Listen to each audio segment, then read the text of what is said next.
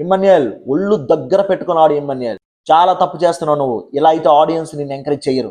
Hello guys, నమస్తే అందరికీ. నేను మీ బీటీఆర్. ఈ రోజు నుంచి నేను బిగ్ బాస్ అప్డేట్స్ అనేవి చెప్పాలనుకుంటున్నాను. డే 3 ఒక ఇన్సిడెంట్ జరిగినప్పుడు ఆ ఇన్సిడెంట్లో ఎంతమంది అయితే ఉన్నారో అంతమందిని కూడాను అడగాల్సిన అవసరం ఉంటుంది. ఎందుకంటే గేమ్ ఆడింది అందరూ, ఒక్కరు కాదు కదా. హౌస్లో ఉన్న చాలా మందికి అసలు గేమ్ ఎలా ఆడాలో కూడా తెలియదు. గేమ్ ఎప్పుడు కూడా ఇండివిజువల్గా ఆడాలండి, గ్రూప్ గేమ్ ఎప్పుడు ఆడకూడదు. ఎందుకంటే ఇండివిజువల్గా ఆడినప్పుడే ఆ గేమ్ యొక్క ఇంపార్టెన్స్ కానీ, ఆ గేమ్ యొక్క హ్యాపీనెస్ కానీ, ఆ గేమ్ యొక్క వాల్యూ కానీ తెలుస్తుంది. అందరూ కూర్చొని గ్రూపులు కట్టుకొని ఏంటి వీళ్ళని టార్గెట్ చేద్దాం, వాళ్ళని టార్గెట్ చేద్దాం. గేమ్లో చాలామంది గ్రూపులు కట్టుకొని గేమ్ ఆడడానికి ట్రై చేస్తున్నారు. అది చాలా తప్పండి. ఇప్పుడు కంటెస్టెంట్స్ విషయానికి వస్తే కనుక మనం డే 3లో జరిగిన సంఘటనలు ఏవైతే ఉన్నాయో వాటి గురించి మనం డీటెయిలింగ్గా చూద్దాం. సుమన్ శెట్టి గారు ఒక ఇన్సిడెంట్ జరిగినప్పుడు సుమన్ శెట్టి గారి అందరూ ఏమంటున్నారంటే ఈవిడిని అడుగుదాం, ఆవిడని అడుగుదాం అని చెప్పి గ్రూప్లో అందరి గురించి కాకుండా ఓన్లీ ఒక్క పర్సన్ గురించే ఎందుకు మాట్లాడుతున్నారు. ఎప్పుడు కూడా ఒకరిని అడిగితే ఏమీ రాదండి. గ్రూప్లో అందరూ ఆడినప్పుడు అందరినీ కూడా అనుమానించాల్సిన అవసరం ఉంటుంది. సుమన్ శెట్టి గారు ఈ విషయంలో చాలా బాగా మాట్లాడారు. అది నాకు చాలా నచ్చిందండి. సృష్టి విషయానికి వస్తే కనుక సృష్టి గారు మీరు ఏడవకండి. ఎందుకంటే మీరు చాలా స్ట్రాంగర్ ఉమెను. అది ప్రూవ్ చేసుకోవడానికి మీరు ఆ బిగ్ బాస్ హౌస్ గేమ్లోకి వెళ్ళారు. అర్థమైందా?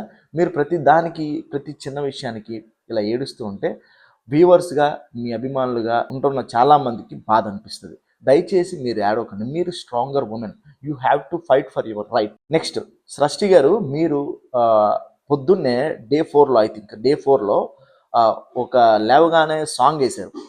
ఆ సాంగ్కి మీరు డ్యాన్స్ వేసిన విధానం కానీ, మీతో పాటు అందరినీ వేయించిన విధానం కానీ చాలా బాగా నచ్చింది. ఇట్స్ లైక్ ఆ టైంలో మీరు నాకు ఒక టార్చ్ బ్యారల్ లాగా అనిపించారు. అంటే అక్కడ ఉన్న వాళ్ళని ఇన్ఫ్లుయెన్స్ చేయగలిగారు, చూసారా? అది చాలా గొప్ప విషయం. అది అందరి వల్ల కాదు. అది దయచేసి ఇది మీరు గుర్తుపెట్టుకోండి సృష్టి గారు. ఇంకా ఇమ్మన్యుయల్ విషయానికి వస్తే కనుక బిగ్ బాస్ హౌస్ని నాగార్జున గారు ఎంత తన టీంని పెట్టి ఎంత నీట్గా డిజైన్ చేశారో, ఆ డిజైన్ చేసిన ఎలిమెంట్స్లో హౌస్లో ఉన్న గ్లాసులు కానీ, ఆ హౌస్లో ఉన్న డెకరేషన్ కానీ, అలాగే ఆ హౌస్లో ఒక డెకరేటివ్ వస్తువుగానే ఉంటాడని చెప్పి ఇమ్మన్యుయల్ని తీసుకున్నట్టుంది. ఎందుకంటే ఇమ్మన్యుయల్ ఎప్పుడు కూడా పర్ఫార్మెన్స్ వైజ్ ఏమీ లేదు, ఎంటర్టైనింగే అనుకుంటున్నాడు. గేమ్కి వెళ్ళింది ఎంటర్టైనింగ్ కాదు బాబాయ్. గేమ్ ఆడడానికి నువ్వు దేనికి వెళ్ళావు అది మర్చిపోతున్నావు. నువ్వు ఊరకనే నోరు వేసుకుని పడితే పని అవ్వదు ఇమ్మన్యుయల్. నువ్వు గేమ్ ఆడాలి. You have to play game. నువ్వు ఎన్నో కోట్ల మందికి రాని ఆపర్చునిటీ నీకు వచ్చింది. నోరేసుకొని పడిపోవడానికి కాదు నువ్వు అక్కడికి వెళ్ళింది. గుర్తుపెట్టుకో ఇమ్మన్యుయల్. రితు గారు, మీరు వర్క్ చేస్తున్నారు, అది మేము అందరం చూస్తున్నాం. మీరు అక్కడికి వెళ్ళిన విషయం ఏంటంటే, మీరు వర్క్ చేస్తున్నారు అన్న సంగతి కంటెస్టెంట్స్కి తెలియాల్సిన అవసరం లేదు, ఆడియన్స్కి తెలిస్తే సరిపోతుంది. ఆడియన్స్ మిమ్మల్ని వాచ్ చేస్తున్నారు, బిగ్ బాస్ మిమ్మల్ని వాచ్ చేస్తున్నాడు. మీరు అది గుర్తుపెట్టుకోండి. మీరు చేసిన పనులు పక్కనున్న కంటెస్టెంట్కి, చూసావా ఈ పాత్ర ఎంత నీట్గా తోమానో, నీ ముఖం కూడా ఎంత అందంగా కనిపిస్తుందో చూసుకో, ఎంత క్లారిటీగా కనిపిస్తుందో చూసుకో అని చెప్పకూడదు మీరు. అది తప్పది, గుర్తుపెట్టుకోండి. రితు గారు, మీరు కంటెంట్ క్రియేట్ చేయగలరు. ఎందుకంటే మీ మీద మాకు ఆ నమ్మకం ఉంది. ఆల్రెడీ మీ వీడియోస్ చూసాం మేము. You are a content creator. I have seen lot of videos. ఇక విషయానికి వస్తే ఇంకొక కంటెస్టెంట్ రాథోడ్ గారు. రాథోడ్ గారు, మీరు ఒక సాంగ్తో ఒక 500-600 మిలియన్ వ్యూస్ దగ్గరికి వెళ్ళారు. మీలో ఉన్న ఇన్నోసెన్స్ని ఆ సాంగ్లో చూపించారు. At the time Bigg Boss హౌస్లో కూడా మీ ఇన్నోసెన్స్ అనేది చాలా క్లారిటీగా కనిపిస్తుంది. సో అది ఒక విధంగా సపోర్ట్ అవుతుంది, ఆ ఇన్నోసెన్స్ అనేది సపోర్ట్ అవుతుంది అని మీరు అనుకుంటే కనుక అది చాలా తప్పు. ఎందుకంటే బిగ్ బాస్ హౌస్కి వెళ్ళింది గేమ్ ఆడడానికి. అది మీరు గుర్తు పెట్టుకోవాలి. ఆడియన్స్ మిమ్మల్ని చూస్తున్నారు, సింపతి క్రియేట్ చేద్దాం అనుకుంటే పని అవ్వదు. దయచేసి గేమ్ ఆడండి, దయచేసి కాంటెంట్ క్రియేట్ చేయండి. అక్కడ ఊరకనే మాట్లాడుకోవడానికి కాదు మీరు వెళ్ళింది. మీరు 24 అవర్స్లో 8 hours are 10 hours sleep time తీసేస్తే రిమైనింగ్ టైం అంతా కూడాను you have to play the game. Game rules అవి. మీ గేమ్ రూల్స్ తెలియకపోతే, ఒకవేళ తెలిసినా మర్చిపోతే ఆడియన్స్ మిమ్మల్ని కేర్ చేయరు, ఆడియన్స్ మిమ్మల్ని ఎంటర్టైన్ చెయ్యరు. రాథోడ్ గారు గుర్తుపెట్టుకోండి. సంజనా గారు మిమ్మల్ని బిగ్ బాస్ సీక్రెట్ రూమ్లోకి పిలిచారు. ఆ తర్వాత ఆయన ఏం చెప్పారు? ఇష్టమైన లేకపోతే మీరు అనుకున్న ఒక 5గురిని మీకు సెలెక్ట్ చేయమని చెప్పారు ఫర్ టాస్క్. అప్పుడు మీరేం చేయాలి? మీకంటే వీకెస్ట్ పర్సన్స్ని మీరు ఎన్నుకోవాలి. ఎందుకంటే you are the one of the member that group. Already మీరు చెప్పారు కాబట్టి. ఎందుకంటే ఈ 5 మెంబర్స్లో నా నేమ్ కూడా పెట్టుకోవచ్చు అని అడిగారు మీరు. ఆబ్వియస్లీ పెట్టుకోవచ్చు అని చెప్పారు బిగ్ బాస్ గారు. కాబట్టి మీరేం చేయాలి, అప్పుడు ఇమ్మీడియట్గా ఆలోచించి ఖచ్చితంగా 5గురిలో మీకంటే వీక్గా ఉన్న మిగతా 4 మెంబర్స్ని మీరు ఖచ్చితంగా సెలెక్ట్ చేసుకోవాలి. లేకపోతే కనుక ఆ 4 మెంబర్స్ మీకు కాంపిటీషన్ అవుతారు. మీకు కాంపిటీషన్ అయినప్పుడు అది మీకు ప్రాబ్లం కదా. మీరు ఎప్పుడు కూడా మీకు అవకాశం వచ్చినప్పుడు మీకంటే వీకర్ పర్సన్స్ని you have to select for that కదా. ఇప్పుడు మీరు టాస్క్కి సెలెక్ట్ చేసుకున్న 5గురిని చూసుకుంటే కనుక ఫస్ట్ వన్ మీరు, second one Emmanuel, third one Srishti. ఇప్పుడు ఇమ్మన్యుయల్ అండ్ సృష్టి కోసం చూసుకుంటే అంటే వాళ్ళు మీ రేంజ్ ఉన్న వాళ్ళన్నా, మీ సినిమా ఇండస్ట్రీ పర్సన్స్ అనా, మీతో పాటు సరితూగుతారని మీరు సెలెక్ట్ చేసుకున్నారా? అది చాలా తప్పండి. 100% తప్పు. మీరు చేసింది చాలా తప్పు సంజన గారు. You have to pay for that. ఖచ్చితంగా మీరు పే చేస్తారు దానికోసం. గేమ్ ఆడడానికి బిగ్ బాస్ గారు కామన్ పీపుల్ని సెలెక్ట్ చేశారు చాలామందిని. అది ఆయన గొప్ప విషయం. అది చాలామందిని కామన్ పీపుల్ని సెలెక్ట్ చేసినప్పుడు మీకు కంఫర్టబుల్గానో, లేకపోతే మీకు ఫ్రెండ్లీగా అయితేనో, లేకపోతే మీకు ఫ్రెండ్గానో ఉన్న వాళ్ళని ఒక ఇద్దరిని సెలెక్ట్ చేశారు. అందులో కూడా సెలబ్రిటీస్ ఇద్దరిని సెలెక్ట్ చేశారు. అది చాలా తప్పు. ఇలా అయితే కష్టం. మీరు సంజన గారు ఫ్రెండ్ అయితే ఓకేనా, ఆడు మంచోడా, ఆడు గేమ్కి పనికి వస్తాడా, ఆడు ఆడగలడా లేదా, మనకంటే వీక్గా ఉన్నాడా లేదా, ఏం తెలుసుకోవాల్సిన అవసరం లేదా, ఇవేమి కన్సిడర్ చేయరా? హరీష్ గారు ఒక పాయింట్ చెప్పారు.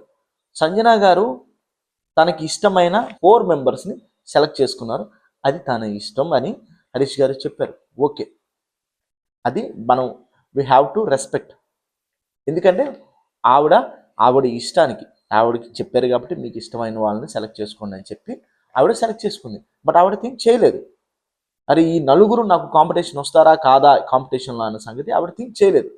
ఓకే, మనం వాళ్ళని ఎంకరేజ్ చేయాలి. ఎందుకంటే ఆవిడ ఒక మిస్టేక్ చేసింది. ఆ మిస్టేక్ అనేది మనకు అడ్వాంటేజ్ అవుతుంది తర్వాత. ఇదంతా ఖచ్చితంగా గుర్తుపెట్టుకోవాలి. కానీ అది గుర్తుపెట్టుకోలేదు group members, remaining contestants. Sanjana గారిని క్వశ్చన్ చేయడం వల్ల ఏమవుతుందంటే సంజన గారు ఆలోచించడం మొదలు పెడతారు. సంజన గారు ఆలోచించడం మొదలు పెట్టారు అంటే కనుక గేమ్ అనేది స్ట్రాటజీ మారిపోతుంది. గేమ్ స్ట్రాటజీ మారితే రిమైనింగ్ కంటెస్టెంట్స్ ఎవరైతే ఉన్నారో వాళ్ళకి కష్టం అవుతుంది. సో ఎప్పుడు కూడా ఒక పర్సన్ ఒక డెసిషన్ తీసుకున్నప్పుడు మనము వెయిట్ చేయాలి. వెయిట్ చేయడం అనేది చాలా ఇంపార్టెంట్. ఆ పర్సన్కి అభిప్రాయానికి రెస్పెక్ట్ చేసి మనం వెయిట్ చేయాలి. దానివల్ల ఆ పర్సన్కి జరిగే మేలు కంటే కూడాను మనకి జరిగే మేలు ఎక్కువ ఉంటుంది. ఎందుకంటే మనం వ్యూవర్ పొజిషన్లో ఉన్నాం. కాంటెస్టెంట్ అక్కడ టాస్క్లో లేనంటే వాడు వ్యూవర్లో ఉన్నాడంటే ఆలోచించుకునే శక్తి ఉంటుంది వాడికి ఇమ్మీడియట్గా డెసిషన్స్ తీసుకునే ప్రాబ్లం లేకుండా అబ్జర్వ్ చేయడానికి ఛాన్స్ దొరికిందని చెప్పి వెయిట్ చేయాలి. దట్ ఈస్ ద కరెక్ట్ కదా. అది కరెక్ట్ థింగ్ కదా. కంటెస్టెంట్స్ ఇది కూడా మీరు గుర్తుపెట్టుకోకపోతే ఎలాగా? ఊరకనే ఏదో ఒక డెసిషన్ ఒకటి తీసుకున్నారని చెప్పి వాళ్ళ మీద అరిచేసి వాళ్ళని పాయింట్అవుట్ చేయడం వల్ల మీకేమీ రాదు. మీరు అక్కడ బిగ్ బాస్ హౌస్లో గేమ్ ఆడుతున్న ప్రతిసారి మీరు నోటీస్ చేసిన ప్రతి పాయింట్ నామినేషన్స్ టైంలో మీరు ఎస్టాబ్లిష్ చేయడానికే కదా. నామినేషన్ టైంలో మీరు ఎస్టాబ్లిష్ చేస్తే, మీరు రైజ్ చేస్తే ఆ పాయింట్, అప్పుడు మీకు ఒక వాల్యూ ఉంటుంది. ఊరకనే అనవసరమైన టైంలో, సిచ్యువేషన్ లేని టైంలో ఆ పాయింట్ని రైజ్ చేస్తే ఆ పాయింట్కి ఉన్న వాల్యూ పడిపోతుంది కదా. అది కదా గేమ్ ఆడే విధానం. సో పేషెన్స్ అనేది చాలా ఇంపార్టెంట్. ఒక వ్యక్తి ఒక డెసిషన్ తీసుకున్నాడంటే మనం వెయిట్ చేయాలి. బిగ్ బాస్ ఎంత యూనిక్గా అనిపిస్తారంటే అసలు మనిషిని సంచాలకుగా సెలెక్ట్ చేశారు చూసావా, అసలు నెక్స్ట్ లెవెల్ థాట్ అది. ఎందుకంటే అసలు నేను ఫస్ట్ నుంచి డిసైడెడ్ మనీష్ అనే పర్సన్ వేస్ట్ ఫెలో అని నేను ఫిక్స్ అయిపోయాను. ఎందుకంటే మనీష్ మాట్లాడే విధానం కానీ, బిహేవ్ చేసే విధానం కానీ ఆర్గానిక్గా లేదు. ఎందుకంటే ఏదో ఒక పాయింట్ లేకపోయినా, ఒక సందర్భం లేకపోయినా వర్క్ని ఏవేవో థింగ్స్ తీసుకొచ్చి మాట్లాడడం, అది నాకు మనీష్ విషయంలో అసలు నచ్చలేదు. నాకు ఒక అవసరం ఉండాలి, మనం మాట్లాడాలంటే ఒక అవసరం ఉండాలి. ఒక అవసరాన్ని క్రియేట్ చేసి మాట్లాడకూడదు. అది మనిషికి చాలాసార్లు తెలియకుండా పోయింది. చూద్దాం ఇప్పుడు సంచాలకుగా ఆయన ఇమ్మన్యుయల్ గారి విషయంలో తీసుకున్నది 100% తప్పు. ఎందుకంటే బిగ్ బాస్ చాలా క్లియర్గా చెప్పారు. ఏం చెప్పారు? ఎప్పుడు కూడా రెడ్ లైట్ గ్రీన్ లైట్ అనేది యూ హ్యావ్ టు ఫాలో. సంచాలకుగా కంటెస్టెంట్స్ కూడా ఫాలో అవ్వాలి. సంచాలకుగా నిన్ను ఎందుకు పెట్టారు అక్కడ? ఒకవేళ కంటెస్టెంట్స్ కనుక రాంగ్ రూట్లో వెళ్ళినా, ఒకవేళ కంటెస్టెంట్స్ కనుక వాళ్ళకి మర్చిపోయినా నువ్వు చెప్పాలి. నువ్వు వాళ్ళకంటే కేర్ఫుల్గా ఉండాలి. నువ్వు వాళ్ళకంటే కాన్షియస్గా ఉండాలని చెప్పి సంచాలకుగా నిన్ను అక్కడ పెట్టారు. బట్ నువ్వేం చేసావు? అదంతా ఆలోచించకుండా నువ్వు వాళ్ళకున్న టెన్షన్ కంటే నువ్వు ఎక్కువ టెన్షన్ తీసుకొని వాళ్ళని మిస్గైడ్ చేసే ప్రాసెస్లోకి వెళ్ళిపోయాను. నీ వల్ల ఇమ్మన్యుయల్ అనేది ఒక మిస్టేక్ జరిగింది, కానీ ఇమ్మన్యుయల్ది కూడా అక్కడ తప్పు ఉంది. ఏంటో తెలుసా? వెయిట్ చేయాలి. వెయిటింగ్ అనేది గేమ్ అంటే బిగ్ బాస్ హౌస్లో గేమ్ అంటే వెయిటింగ్. ఇది చాలా మందికి తెలియదు, ఈ లాజిక్ చాలా మందికి తెలియదు. ఖచ్చితంగా అక్కడ గనక ఇమ్మన్యుయల్ కానీ వెయిట్ చేసి గనక, ఎందుకంటే ఇమ్మన్యుయల్ స్ట్రాంగ్ పర్సన్ సెలెక్ట్ చేసుకున్నాడు. భైరవ్ గారు is the strongest person physically and mentally. He has immense experience. So age wise కావచ్చు, ఫిల్మ్ ఇండస్ట్రీ వైజ్ కావచ్చు, అతనికి చాలా ఎక్స్పీరియన్స్ ఉంది. ఆయన ఇమ్మన్యుయల్ చాలా తెలివిగా సెలెక్ట్ చేసుకున్నారు. వాళ్ళిద్దరు స్ట్రాటజీ అది. కానీ ఈ స్ట్రాటజీలో నీ స్ట్రాటజీలు ఎప్పుడు కూడాను మంచికే ఆలోచించాలి తప్ప కానీ చెడుకు ఆలోచించకూడదు ఇమ్మన్యుయల్. అది గుర్తుపెట్టుకో.